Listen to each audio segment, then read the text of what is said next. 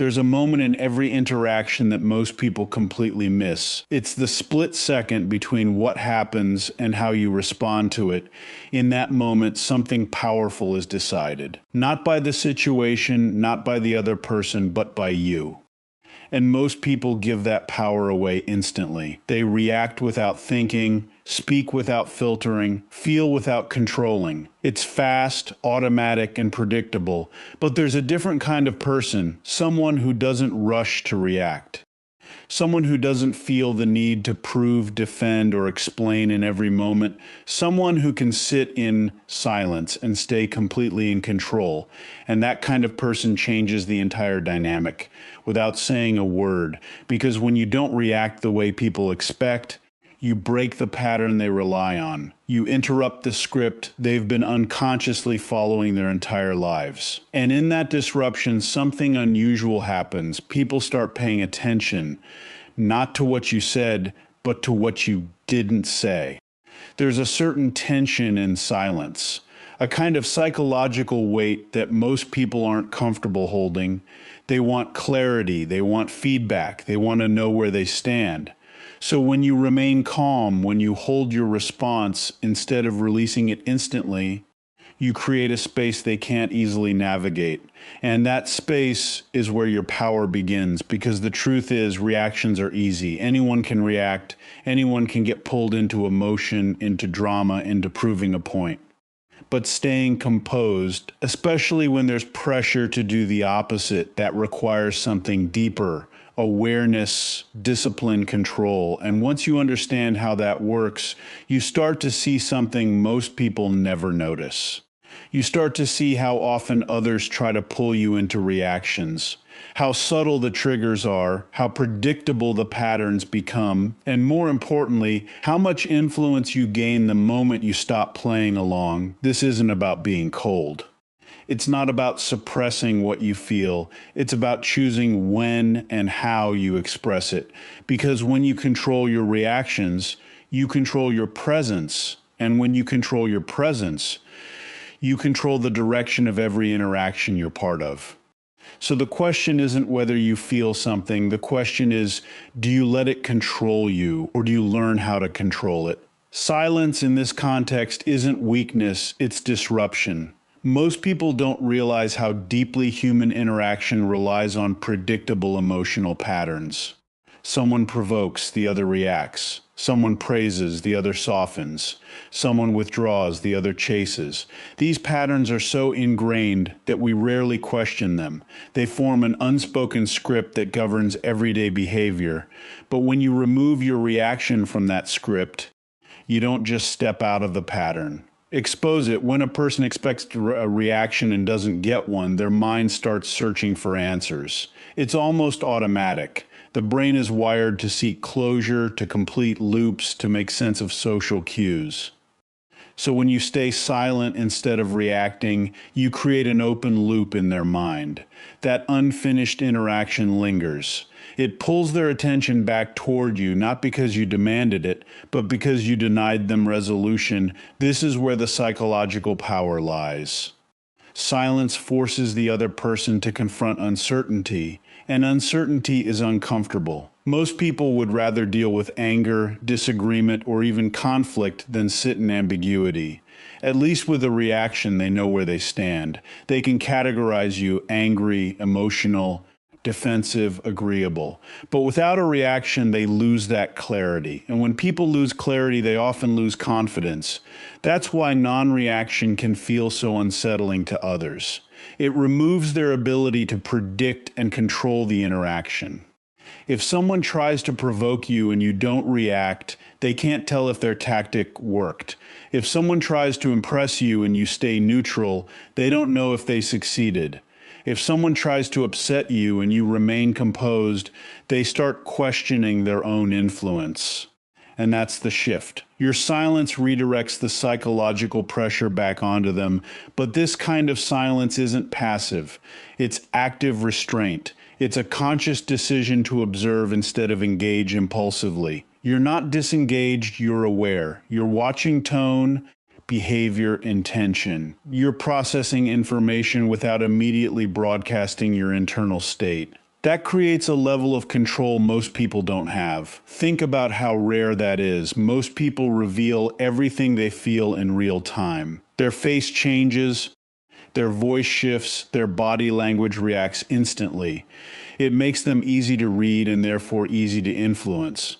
But when you stay composed, when your reactions are measured or withheld, you create a kind of psychological distance. That distance gives you time to think, and time is one of the most valuable advantages in any interaction because the person who reacts first often loses control of the situation. Silence also changes the dynamic of power without a single word being spoken. When you react emotionally, you signal that something has affected you. That's not inherently bad, but it does give the other person information. It tells them what triggers you, what matters to you, where your boundaries might be weak.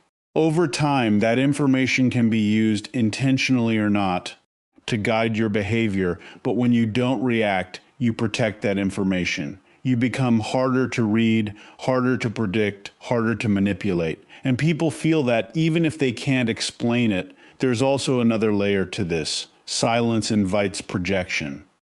When you don't define your emotional state for others, they start filling in the blanks themselves.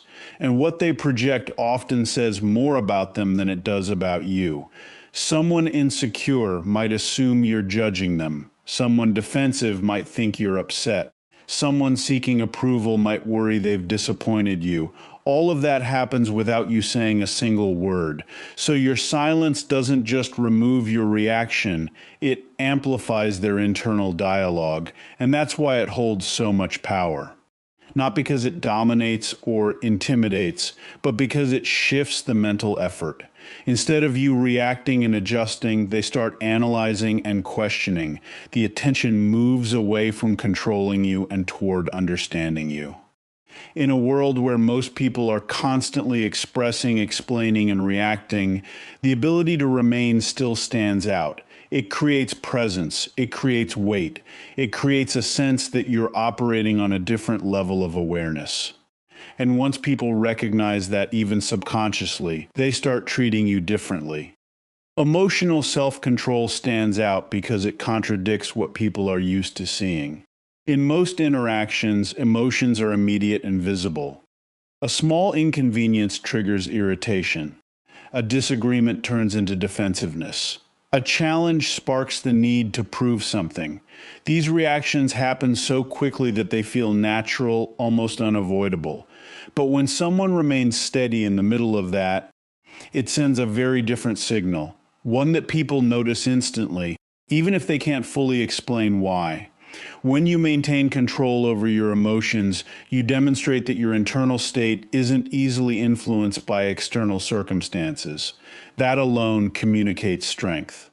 Not loud strength, not aggressive dominance, but a quieter, more grounded form of confidence. It shows that you don't need to react to validate yourself, and you don't depend on others to regulate how you feel. This is rare, and rarity always draws attention. Most people are constantly scanning for cues in others to understand how to behave. They look for emotional feedback to guide their next move. If someone gets upset, they either escalate or retreat. If someone seeks approval, they either give it or withhold it.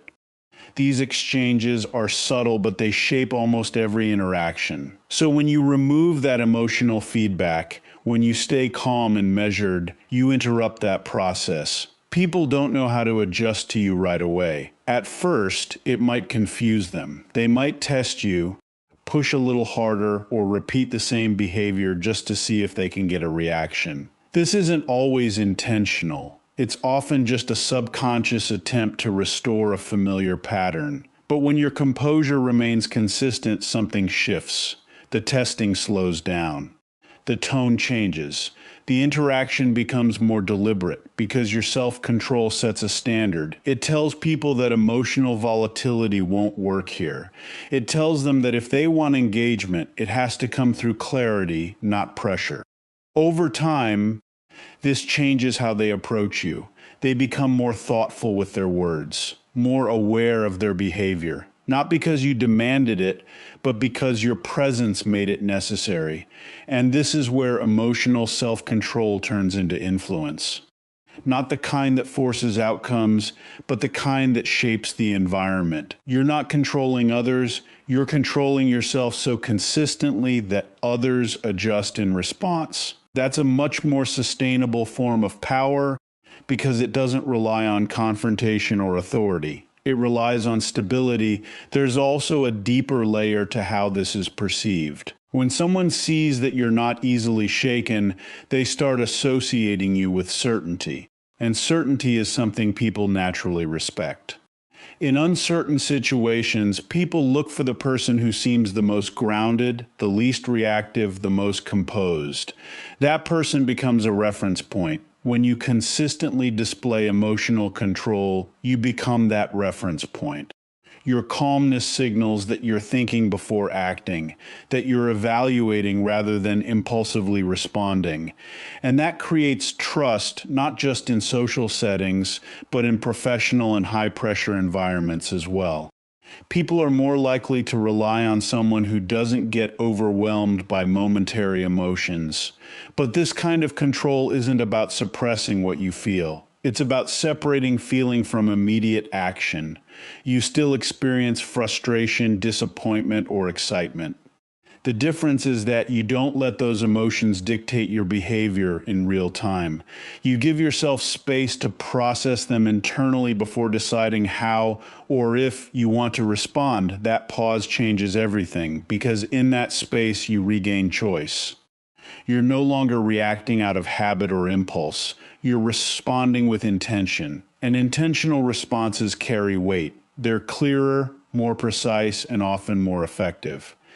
People pick up on that difference. They notice that when you speak, it's not just to release emotion, it's to communicate something meaningful.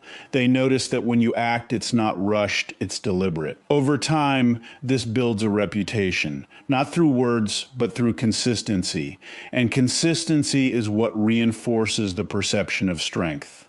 Anyone can stay calm once. Anyone can hold back a reaction in a single moment, but when you do it repeatedly across different situations, it becomes part of how people define you. You're seen as stable, reliable, and difficult to unsettle. That doesn't just change how others treat you, it changes how you see yourself. You start trusting your ability to handle situations without losing control. You become less dependent on immediate emotional expression. You develop a sense of internal stability that isn't easily disrupted. And that confidence doesn't need to be announced. It's felt. In the end, emotional self-control isn't about appearing strong. It's about actually being in control of what you express, when you express it, and why. And when that level of control becomes natural, it quietly sets you apart in a way that doesn't need validation, because it speaks for itself. Most people underestimate how much of everyday interaction is driven by subtle forms of manipulation, not always in a malicious way, but in a habitual, almost automatic sense. People learn over time what gets a reaction, what creates leverage, and what shifts control in a conversation. They test boundaries, apply pressure, withdraw attention, or provoke emotion, not necessarily to harm, but to influence outcomes in their favor. And all of it depends on one thing: your reaction. If you respond exactly how they expect, the pattern strengthens. If someone raises their voice and you immediately become defensive, they learn that intensity works. If someone uses guilt and you rush to justify yourself, they learn that pressure creates compliance. If someone withdraws and you chase their attention, they learn that distance gives them control. These patterns don't need to be discussed. They're reinforced silently, through repetition, but the moment you stop reacting the way they expect, the entire dynamic begins to break. When you don't engage with the emotional hook, you remove the reward that sustains the behavior. It's like a loop that suddenly has no feedback. The person applies the same tactic, but nothing comes back. No escalation, no defensiveness, no urgency, just calm, steady presence. And without that response, the tactic loses its effectiveness. At first, this can create confusion. The person might repeat the behavior, sometimes even intensify it, trying to get the same result they're used to. This is a natural response. When something stops working, people often try harder before they reconsider. But when your non-reactivity stays consistent, something shifts. They start realizing, consciously or not, that the old approach doesn't work here. And that's when the cycle breaks, because manipulation at its core is about predictability. It relies on knowing how someone will respond under certain conditions. Once that predictability disappears, so does the leverage. The person can no longer rely on emotional triggers to guide your behavior, and without that, they're left with fewer options. They either adapt to a more direct, honest way of interacting, or they disengage entirely. Either way, you regain control. What makes this so powerful is that it doesn't require confrontation. You're not calling out the behavior. You're not arguing or resisting in an obvious way. You're simply not participating in the pattern. And that quiet refusal is often more effective than any direct challenge. Because confrontation can escalate, non-reaction neutralizes. It shifts the interaction from emotional to intentional. There's also an important distinction to understand here. Not reacting doesn't mean accepting everything.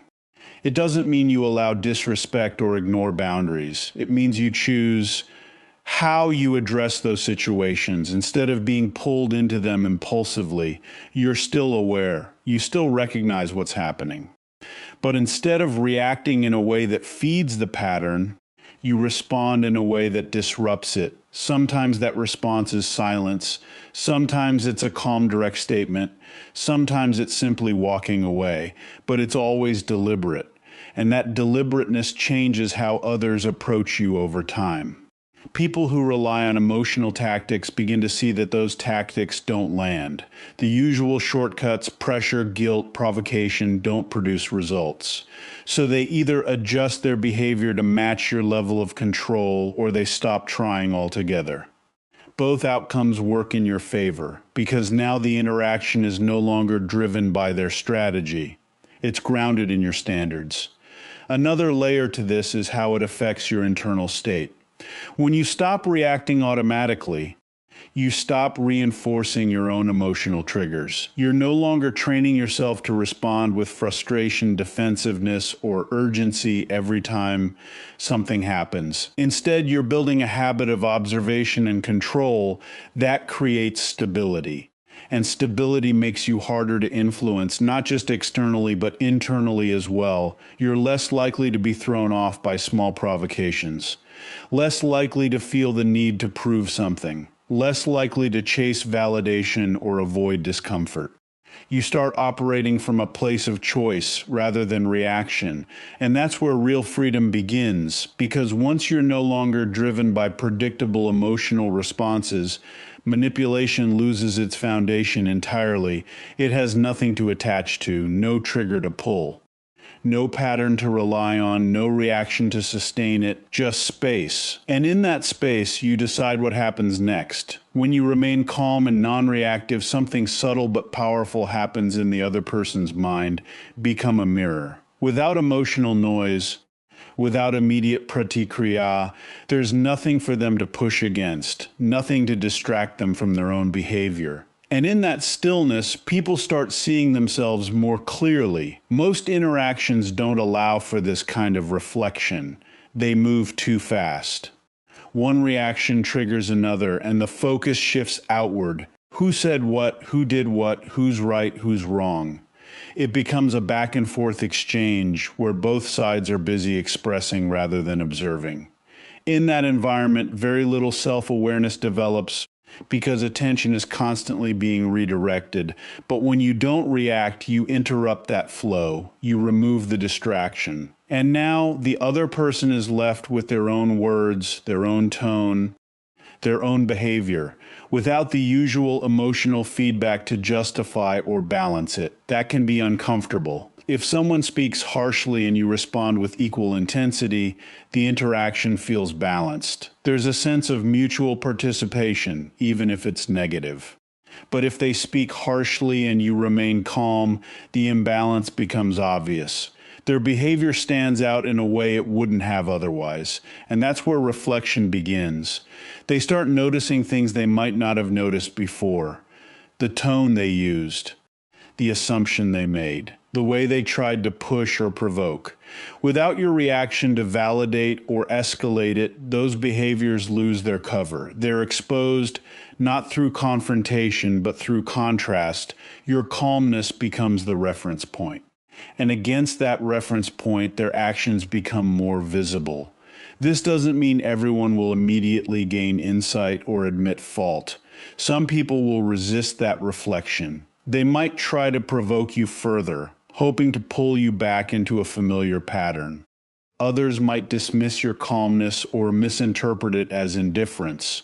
But even then, something has shifted internally because the moment has been registered. They've experienced a different kind of interaction where their behavior wasn't met with the expected response. And even if they don't process it right away, it stays with them. It creates a subtle awareness that can influence future interactions. For others, the effect is more immediate. They pause, they soften their tone, they reconsider what they just said.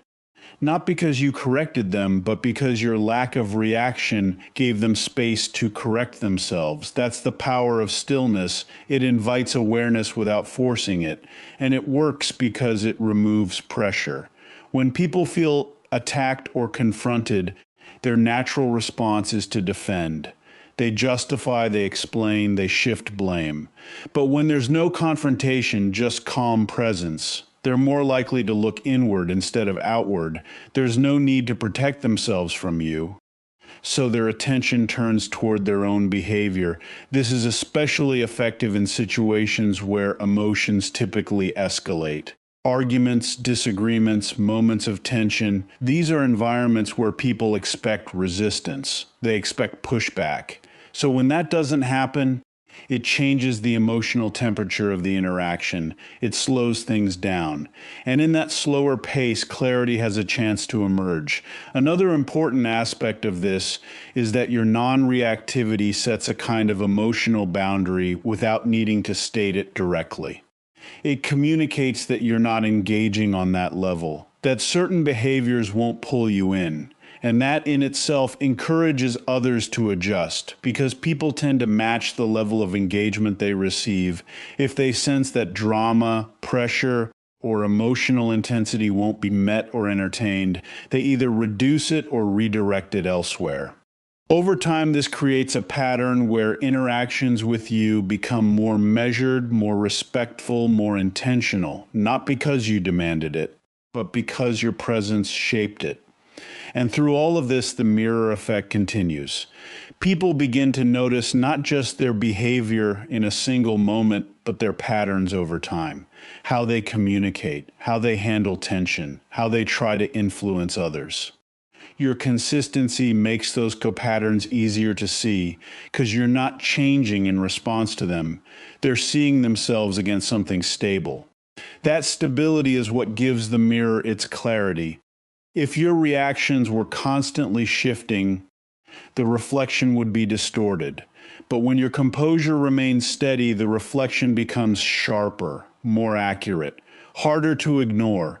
And even if no words are exchanged, even if nothing is explicitly addressed, something meaningful has happened. Awareness has been introduced. And once awareness exists, change becomes possible. Not guaranteed, but possible. All because you chose not to react, and in doing so, gave someone the rare opportunity to see themselves without distraction. At the end of the day, this isn't about staying silent just to appear strong.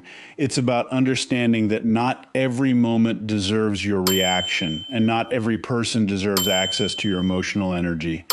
Because the more you observe, the more you start to notice a pattern. Most reactions aren't necessary. They're habits, conditioned responses built over time. And once you become aware of that, you realize something important. You don't have to participate. You can pause, you can choose, you can stay grounded, even when everything around you is trying to pull you out of that state. And that choice changes everything. It changes how people approach you. It changes how situations unfold. But more than anything, it changes how you experience yourself. You stop feeling controlled by the moment. You stop needing to prove something in every interaction. You stop giving away your energy to things that don't deserve it.